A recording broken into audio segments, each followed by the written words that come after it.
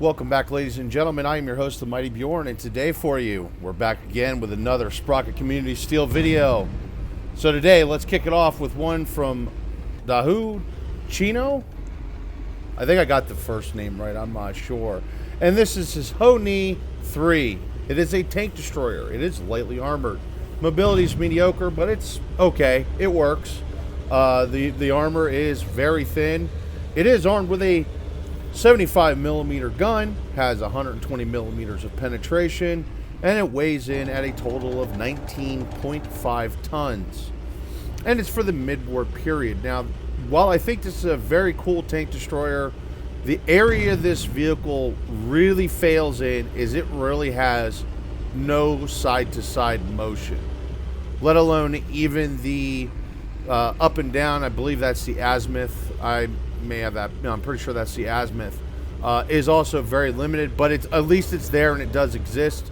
But when it comes to any type of side to side, left right traverse with the gun, absolutely miserable. You have to have your tank completely facing front, and honestly, because of the lack of depression, you really have to have the vehicle overexposed as well. It would work, I think, in the real world situation, but in Sprocket, it don't. Let's move on to the next one. This is the SK-105 from Praxis. Another vehicle, looks great. Elevation's not bad. Got great turret traverse. Just amazingly fast. Very snappy. Weighs in at 20.24 tons. It's got a 105 millimeter gun. Just like the real SK-105 from Austria. This is actually an Austrian kind of tank destroyer, light tank, if you will, with an oscillating turret. However, I don't know if there was an updated version of this made where it's actually got the legit oscillating turret. This has no depression whatsoever, you know. So it's kind of got Russian gun depression, non-existent. Elevation-wise, though, elevation's actually pretty good. Speed, awesome speed. Now, the armor is holding up here against these tanks that I'm facing off against, but these are lightly armed 37 millimeter gun Stuarts. They're, you know, saying that it can bounce a shot from a Stuart is like being called the nicest guy in prison. It doesn't mean much. And honestly, much above a 37 millimeter gun, the armor will struggle to hold up. It's got a fast reload. Really amazing reload for a 105 millimeter main gun.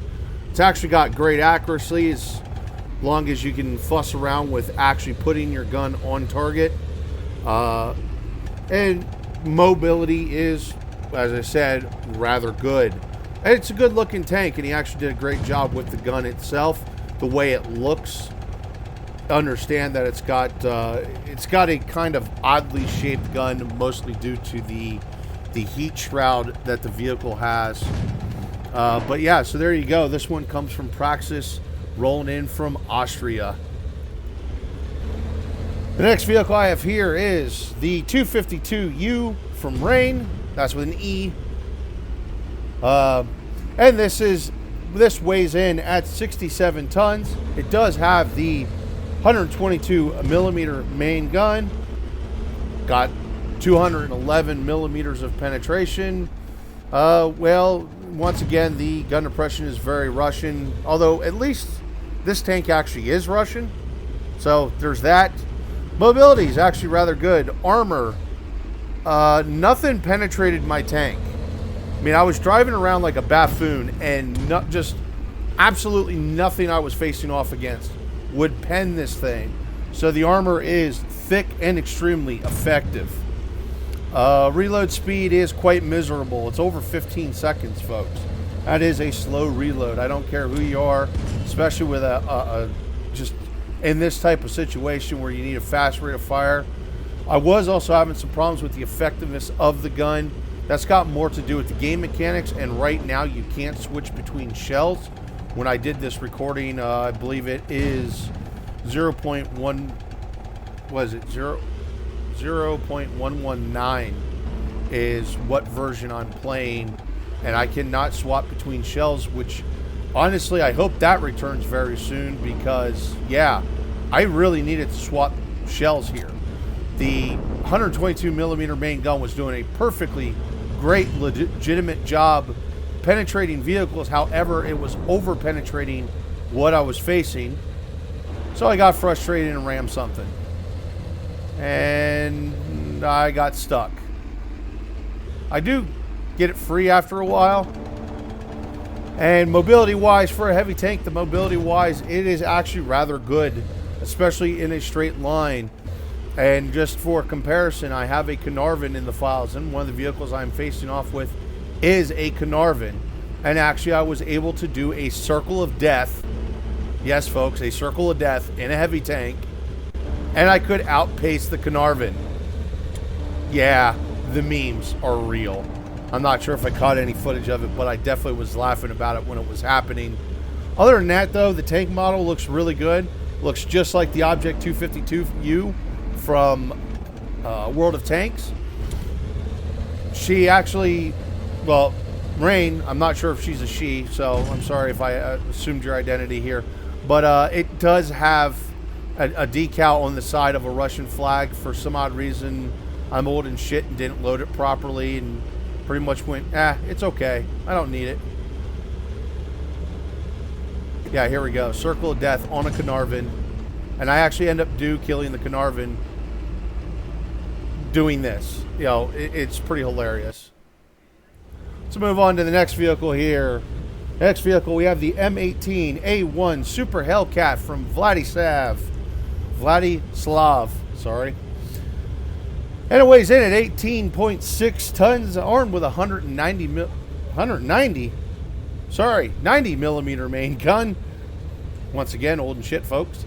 And it's got 186 millimeters of penetration for the late war period. And wow, this thing can drive. I mean, this thing is just stupid fast.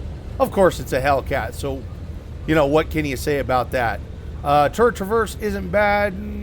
I wouldn't say it's great either. It's kind of mediocre, but okay, that's fine. You know, it's got an M36 Jackson turret on top of a Hellcat, and it's armed with a 90 millimeter gun. You know what? It works. It just works. Too bad the United States never actually put these into production. I wonder how well they actually would have worked out. And from the trials, they would have worked out for the most part, but they definitely had some issues to them, mostly with the suspension. But yeah, let's just look at this thing go.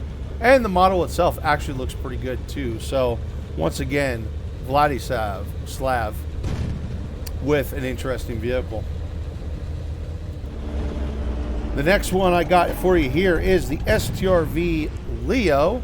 So the Stritzwagen Leo from Darno XN. And this is his 25.11 ton tank. It is a medium tank for the late war period, armed with a 105 millimeter main gun. And this thing is actually way more effective than I would have anticipated. Just great mobility for a medium tank. The armor held up actually rather good. The gun is really good. It's got a good reload speed, decent penetration at 173 millimeters of pen. It's going to struggle to pen some of the really heavy stuff that's got really effective armor, but for the most part, this will cut through most tanks without any trouble, or at least most tanks I have loaded in my game. And that being said, it looks like the Leo from World of Tanks, which I don't think actually there ever was a Leo prototype. I think there was only a wooden mock-up of it built. I don't think they ever tried to produce a prototype. But yeah, all in all, really good tank.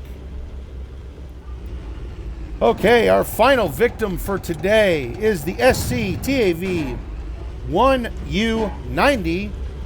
Yeah, say that 5 times fast. From T-Rex 2040. And this is an interwar period tank destroyer that weighs in at 13.6 tons.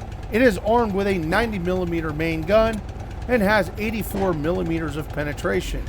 It does have a decent reload. The design looks pretty original. I could point out maybe a couple influences that he might have took, but in general terms, it is definitely a more or less original design. That being said, this thing has a huge disadvantage when it comes to its gun. Don't get me wrong, the 90mm gun was quite effective. I didn't really bounce any shots that I actually shot and actually hit the vehicle with. The problem is it's got no side-to-side traverse. Turretless tank destroyers with no side-to-side traverse. They don't work, folks.